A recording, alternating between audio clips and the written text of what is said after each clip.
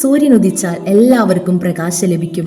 എന്നാൽ ഇരുട്ടുമുറിയിൽ കയറിയിരുന്ന് എനിക്ക് മാത്രം പ്രകാശം കിട്ടിയില്ല, എന്നോട് മാത്രം കാരുണ്യമില്ല എന്നൊക്കെ പരാതിപ്പെട്ടിട്ട് എന്തു കാര്യം?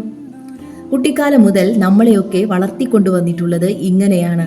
അവിടേക്ക് നോക്ക്, ഇവിടേക്ക് നോക്ക്, അവനെ നോക്ക്, അവളെ നോക്ക് എന്നൊക്കെ പറഞ്ഞ്. ഒരിക്കൽ പോലും സ്വയം ഉള്ളിലേക്ക് നോക്കിയിട്ടില്ല, നോക്കേണ്ടി വന്നിട്ടുമില്ല. ജീവിതത്തിന്റെ സുഖം ഇരിക്കുന്നത് പുറത്തുള്ള വസ്തുക്കളിലും പുറമേയുള്ള വ്യക്തികളിലും ആണെന്നാണ് നാം വിചാരിച്ചു പോന്നത്. എന്നാൽ ജീവിതം അനുഭവങ്ങളിലൂടെ കടന്നു പോകുമ്പോൾ, പ്രായമാകുമ്പോൾ നമുക്ക് മനസ്സിലാകും ജീവിതത്തിന്റെ യഥാർത്ഥ സുഖം ഇരിക്കുന്നത് മനസ്സിന്റെ ബാലൻസിൽ ആണെന്ന്. അതുകൊണ്ടാണ് പലർക്കും പ്രായമാകുമ്പോൾ എല്ലാം നേടിയിട്ടും വാർദ്ധക്യം ദുർഘടമായി തീരുന്നത്.